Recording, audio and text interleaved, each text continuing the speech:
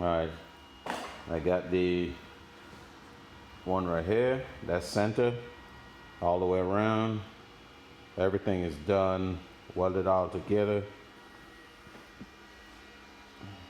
Now it's time to flip it over and get the front area here, the A-frame, and the spots for your springs to go in. So I'll go ahead and do that now. All right, I went over everything. Got all the little pieces. I even came up here and did just that, make sure it melted in there real good. But everything is welded in together, so I can actually put on the axles and everything now, but I think I'll call it a night and do that tomorrow or another day, maybe even Saturday. But I spent now another 2 hours on this, doing this, so that makes it about 3.5, 4 hours. All right. Even when I measured 2 times, still have to cut this one out. If you look at distance from there to there, and then go over there, that one is the correct one. This one is 1.75 inches, needed to be over here. So I'll go ahead and cut it out and move it. But see, the weld did penetrate real good. So that is just a bad thing. I have to cut it out. Take me forever. Okay, my little mistake yesterday cost me taking this back loose. I got the top using the grinding disc and the reciprocating saw, and now I'm there. The man went through one blade and just started with a new one.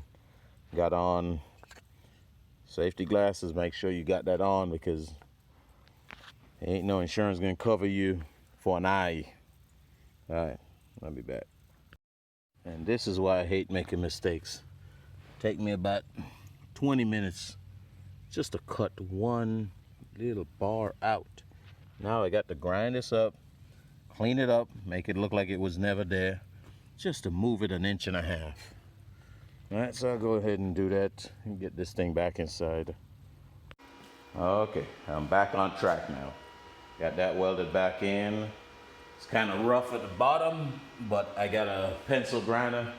I'll straighten it up.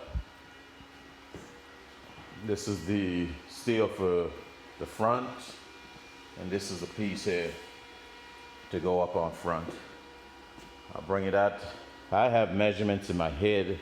I can't really remember off the top of my head, but when I start, I'll know if it's right or wrong. So I'll go ahead and start with that now. All right, I got the A-frame section done. I still have to clamp up, but it's welded all together. I just need to weld the other side now, and that'll happen when I turn it over. It's a lot easier welding downwards. So got it there. Now the measurement that I did this one on, it's like my other one, 32 inches from this point to that point here, the flat 32.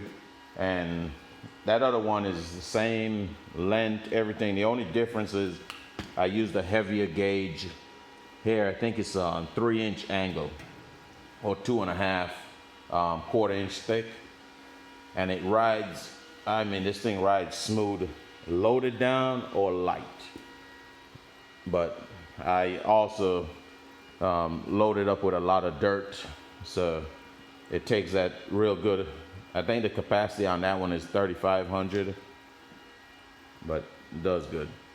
Now, I might try to put the price of everything in here. Some of the steel was free, but I know what the price is, so I'll try to do that at the end. Maybe put a price list, because you're not going to save a whole lot of money building a trailer.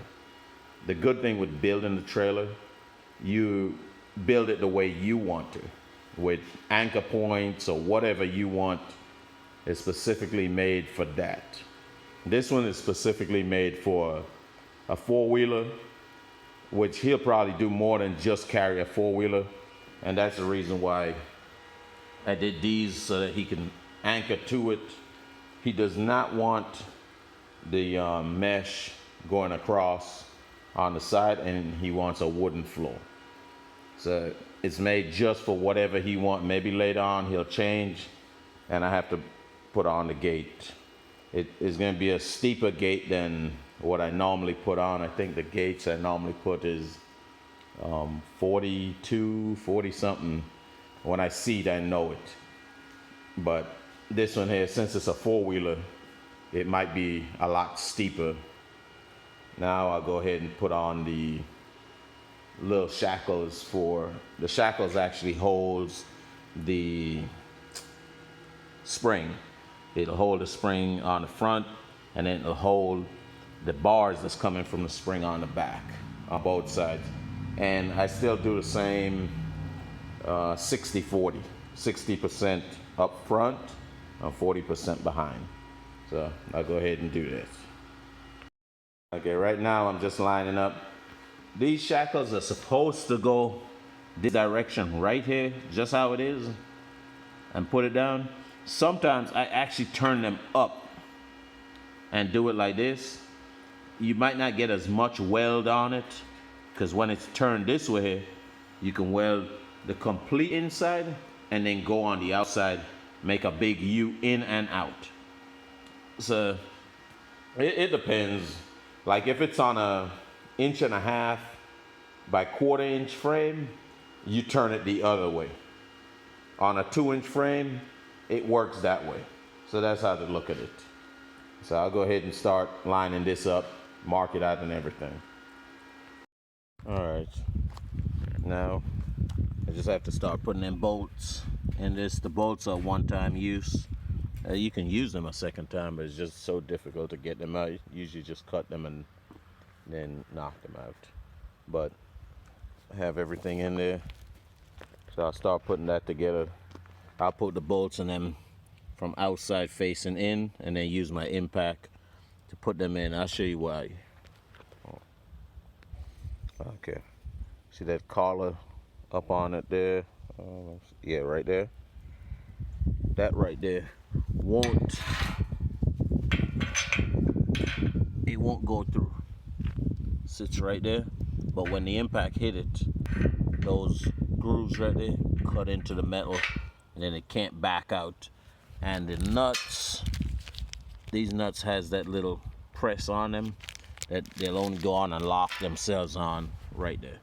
So that ensures that your bolts don't come out and this falls out. So I'll go ahead and put all those on and come back.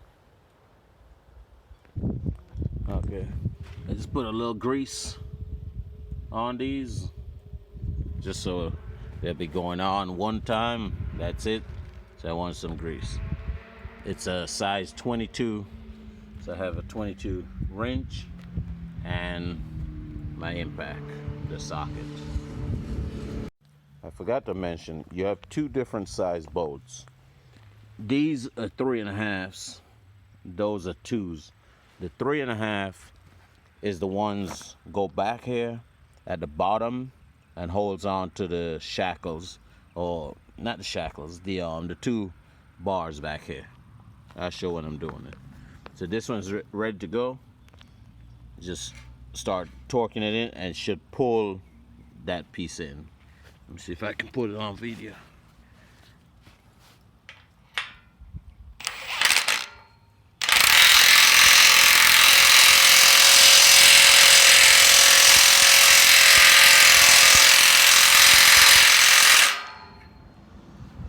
Okay, it pulled it in. So that one's good. Still loose. All right, then all the others the same thing.